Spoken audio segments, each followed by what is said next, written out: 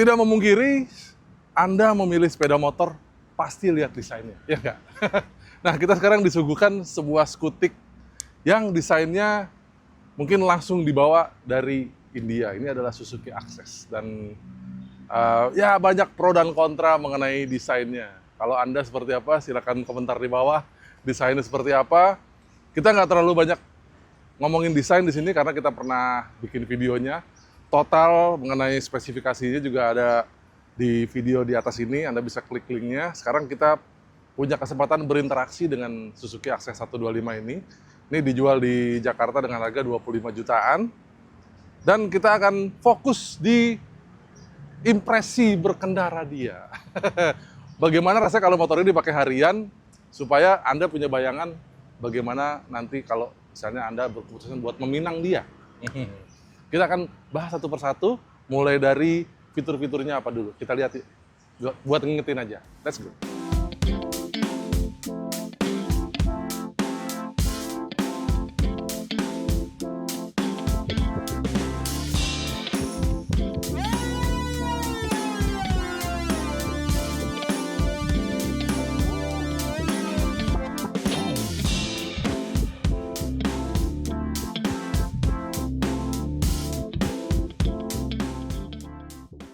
Ya, jadi motor ini punya, mulai dari pertama ya, pencahayaan dia itu di depan LED. Dan kalau kita lihat, lampu depan ini jenong banget ya.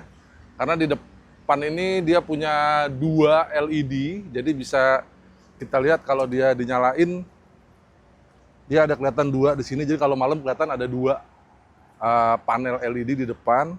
Terus dia punya position lamp di atas ini. Kita coba hidupin dulu motornya. Terus ada lampunya sih lampu sennya bohlam, halogen. Sementara di belakang dia LED, lampu belakang, lampu malamnya sama lampu remnya juga LED. Di kanan kirinya lampu sennya masih bohlam.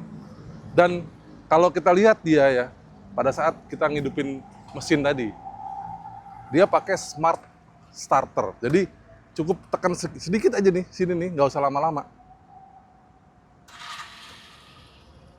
Coba lagi ya. Saya nekannya cuma sedikit aja, sebentar aja.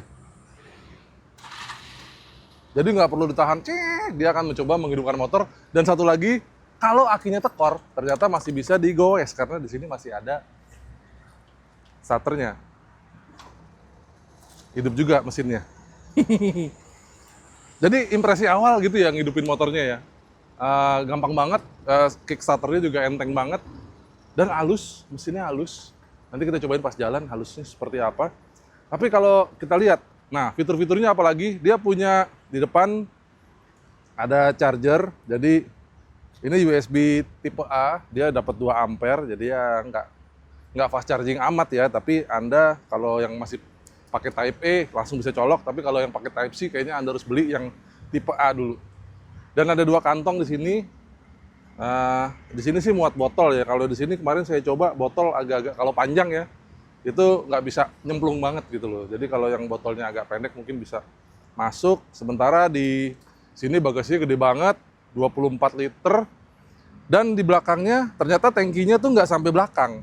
Karena, bagasinya nggak sampai belakang, karena di belakangnya ada tangki tetap ya. Walaupun tangkinya itu nggak ada lubangnya di sini, karena lubangnya kalau Anda mau ngisi bensin, tetap bukannya dari kunci, tapi tangkinya ada di belakang sini. Nah, ya menurut saya sih ini ada kelebihan kekurangan ya. Kelebihannya Anda nggak usah buka jok, jadi barang-barang tetap aman di sini, nggak bakal ketumpahan bensin pada saat ngisi bensin. Tapi ya mungkin kekurangannya karena di sini tetap ada tangki bensin ya, jadi bagasinya nggak sebesar-besar amat gitu. Tapi ya oke lah, masih muat banyak banget bagasinya di sini. Lalu dia punya jok yang panjang banget dan rata, datar. Ini joknya lebar, baik buat yang ridernya maupun pembonceng. Nah, sayangnya dia joknya tuh nggak terlalu empuk. Jadi kalau didudukin tuh gimana ya? Pada saat jalan, motor ini tuh suspensinya empuk banget. Jadi harus diakui, kayaknya memang Suzuki itu berfokus pada bagaimana impresi riding motor ini. Dia suspensinya di setel empuk banget di depan maupun di belakang. Yang belakang kalau sendiri ya so-so lah ya. Dia dampingnya masih berasa ada deknya, tapi nggak mentok ya. Nah begitu boncengan, luar biasa. Dan jadi shock breaker di belakang hanya satu dan rasanya empuk banget kalau buat boncengan. Jadi kalau Anda punya motor ini, kalau saran saya sih busanya mungkin ganti pakai latex kali. Jadi udah suspensinya empuk, ditambah busanya empuk juga, jadi pasti lebih enak lagi. Tapi kalau standarnya suspensi empuk, tapi joknya ya moderat lah ya, nggak keras banget tapi juga nggak empuk banget. Tapi suportif buat pantat kita. Terus posisi ridingnya nih, ini yang saya suka dari Access adalah saya selama naik motor ini tuh nggak pernah mentok ya. Karena memang apa ya, dia tidak terlalu tinggi ya, tapi buat riding kanan kiri gini nggak pernah sampai mentok begini karena dia bannya kecil, sehingga buat selip-selip di macet itu motor ini lincah sekali, apalagi beratnya cuma 106 kg ya, jadi itu motornya agile banget, enak banget gitu loh. Dan selain agile, nimble juga enak, dia lincah sekali. Dan saya kadang-kadang nggak perlu sampai lock to lock buat putar balik atau buat nyelip-nyelip. Jadi buat Anda yang setinggi saya naik motor ini jarang tuh mentok. Ya kalau mentok sih tinggal dikeluarin dikit ya. Dan dia posisi duduknya juga menurut saya ini enak karena nggak jongkok, walaupun di sini kelihatan agak tebel ya. Tapi nggak terlalu tinggi posisi decknya. Jadi semuanya rata. Udah gitu decknya lebar banget. Coba lihat deh di sini nih. Ini lebar banget di sini ya. Kemarin saya nyobain di sini buat masuk galon itu lega banget. Jadi terus ada pengait barang. Anda juga dapat 2 pengait barang di atas ini sama di bawah jok.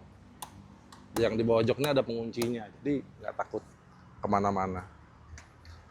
Overall motor ini suspensinya empuk, joknya lebar, dan panjang. Dan buat Anda yang nggak setinggi saya, ini menarik nih. Jadi kalau butuh, ini joknya lebar ya, sehingga kaki saya ngangkang banget karena joknya lebar. Saya duduknya agak belakang. Tapi kalau Anda nggak setinggi saya, duduknya agak ke depan dikit, sehingga ini motor jadi terasa pendek. Karena kakinya nggak ngangkang. Dan nekuk banget. Karena dia kontur joknya lebar di belakang, tapi di depan sangat menyempit. Dan ini enak banget, bisa buat posisi riding Anda mau duduknya agak ke belakang atau agak ke depan. Enak. Nah, buat pembonceng, ini buat pembonceng ya. Ada plus minus juga sih kalau menurut saya. Jadi dia, footstep pembonceng ini dia menyatu dengan desain motor ini ya. Jadi benar-benar bisa rapat di sini, nyemplung ke dalam. Tapi kalau pada saat naik, nah ini harusnya dikeluarin dulu supaya bisa duduk di sini ya. Karena kalau udah duduk, misalnya gini, udah duduk di atas, mau nyari-nyari di sini nggak bisa ditendang, jadi harus dibuka pakai tangan. Itu aja sih plus minusnya ya. Tapi buat duduk sih enak, yang bonceng juga lebar dan suportif banget joknya. Lalu soal pengendalian, pengendalian ini tadi saya bilang ini motor lincah banget. Sayangnya bannya nggak terlalu besar. Di depan bannya 12 inch, tapi di belakang bannya 10 inci saja. Sama-sama lebar 90 sih ya, tapi di belakang ini dia dengan diameter yang 10 inch. Mungkin kalau Anda sering naik Vespa tua ya, yang entah itu PX atau Sprint yang bannya 10 inci juga, kalau ketemu jalan yang bergelombang, itu suka gobel-gabel tuh kanan kiri. Terutama kalau jalannya ada kayak forward rail yang ke depan lurus gitu. Biasanya kalau jalanan yang beton tuh suka ada garis lurus begini nih, nggak rata. Nah itu gampang nyemplungnya kalau ban ini. Jadi kadang-kadang geledek, aduh geser sedikit. Ya siap-siap aja. Untungnya motornya enteng, jadi handlingnya juga gampang lah. Ya nggak? Nah bensinnya itu muat 5 literan, jadi menurut Suzuki klaim dia itu di atas 50 km per liter konsumsi bahan bakarnya, sehingga bisa jalan dengan 5 liter itu sampai 270-an kilometer range dari full tank motor ini. Nanti kita cobain berapa konsumsi bahan bakarnya. Tapi yang bikin penasaran adalah bagaimana tenaganya. Karena kita fokus ke impresi ya. Nah, impresinya itu kalau tadi suspensi udah, pengendalian udah, sekarang kita cobain suara mesinnya. Mesinnya halus banget, jadi harus diakui kayaknya impresi itu yang ingin ditanamkan Suzuki di Suzuki Access ini. Jadi halus banget pada saat kita gas pertama kali, itu nggak ada geredek sama sekali. Motor ini kilometernya udah dipakai 1100, jadi harusnya sudah break in, udah selesai lah inline-nya ya. Dan Matic-nya walaupun kelihatan box CVT-nya kecil ya, tapi ternyata di sana itu dia punya beberapa settingan yang membuat tarikan dan tenaganya halus. Jadi motor ini tuh bisa dibilang kita dia motor torsi ya, karena dia langkahnya lebih panjang dibanding sama bornya, ya kan? Tenaganya sekitar 8,3 dk dan torsinya 10 Nm. Jadi torsinya lebih tinggi dibanding tenaganya. Sehingga kalau kita bawa motor ini, itu motornya nggak meraung, tapi dia RPM-nya seperti konstan, cuman motornya laju aja terus gitu. Jadi membuat tarikannya terasa halus, respon mesinnya, suara mesinnya juga halus, Matic-nya juga halus. Dan yang menarik lagi, motor ini pada saat kita bawa jalan, buka gas, begitu tutup, itu berasa halusnya banget. Karena dia koplingnya itu ada model roller ya di dalamnya. Sehingga begitu ditutup gas, dia berasa kayak ngelos gitu, glosor aja. Jadi berasanya halus, kayak kita kalau motor manual tuh kayak tarik kopling lah ya. Jadi kayak mesinnya bener-bener bles, hilang gitu aja. Nah, sayangnya hal itu membuat motor ini jadi engine brake-nya jadi sedikit berkurang, tidak seperti Matic-Matic pada umumnya yang kalau kita tutup gas masih ada, dia akan nahan laju ya, kecepatannya akan decreasing, deselerasi. Motor ini nggak terlalu kerasa deselerasinya. Jadi engine brake-nya tipis banget sehingga dia kerasanya halus. Nah itu kalau Anda pakai motor ini di pegunungan, pada saat naik torsinya enak, tapi begitu turun hati-hati karena remnya akan bekerja lebih berat karena dia engine brake-nya tidak sekuat Matic-Matic yang lain. Nah untungnya dia punya pengereman yang cukup mumpuni, jadi di depan cakram, di belakang memang tromol, tapi sistemnya dia pakai combined brake system namanya. Jadi yang sebelah kiri ini kalau Anda tarik otomatis akan ngerem depan dan belakang. Dan remnya empuk, halus, baik yang kiri maupun yang kanan. Untungnya karena ada combined brake system ini dia ternyata ngerem depannya juga proporsinya cukup besar sehingga kadang saya nggak perlu narik rem depan, kita cari feelingnya, rem belakang, rem kiri ditarik aja dia udah bekerja dua-duanya. Jadi lumayan enak, jari kanan nggak usah terlalu banyak mainin tuas kan. Oke, pada saat jalan ada lagi yang menarik nih. Kita coba lihat di sini deh. Ini speedometer, dia ada lampu dan lampunya ini warna biru. Jadi kalau kita gas, ini karena di motornya diem jadi nggak berubah lampunya. Tapi kalau kita jalan efeknya begini nih. Kalau kita gas, dia akan biru warnanya. Tapi begitu tutup gas, dia akan jadi hijau. Jadi ini eco indikatornya ala Suzuki. Jadi kalau begitu tutup gas, terus kita gasnya tipis-tipis aja ya, hanya untuk memanfaatkan momentum, dia tetap hijau. Jadi Anda bisa eco riding dengan cara ini. Kalau tetap hijau, berarti Anda melakukan teknik eco riding. Kita akan coba nanti berapa konsumsi bahan bakarnya.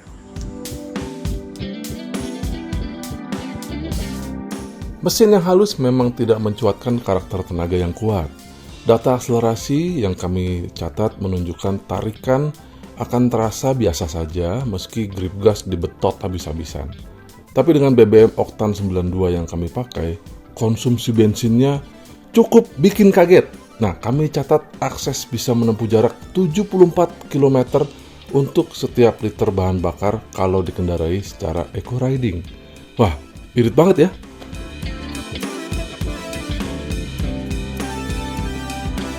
Jadi teman-teman, itu tadi hasil interaksi kami dengan Suzuki Access 125 ini.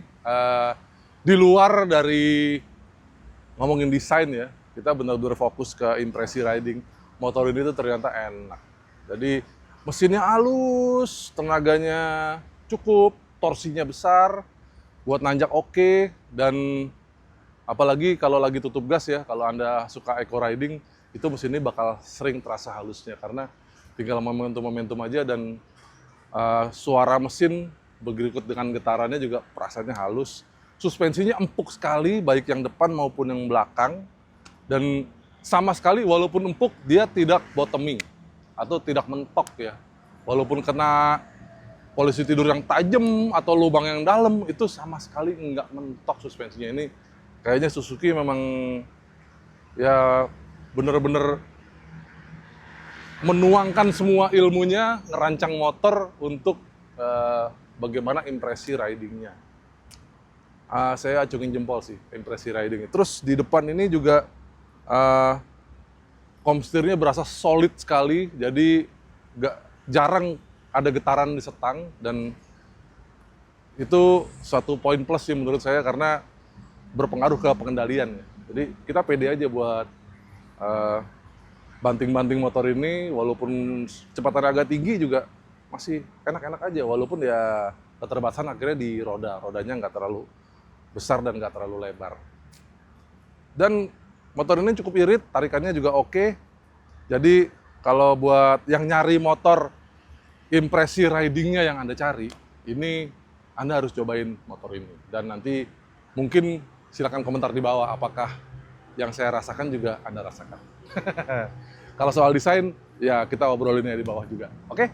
Terima kasih yang sudah nonton video ini, dan terima kasih yang sudah subscribe dan berkomentar di bawah, sudah like video ini. Jangan lupa mampir-mampir ke website kami. Semua berita terbaru mengenai sepeda motor ada di sana. Berikut juga di sosial media kami, semua baik di X, di Instagram, di TikTok maupun di Facebook di @autorider.com.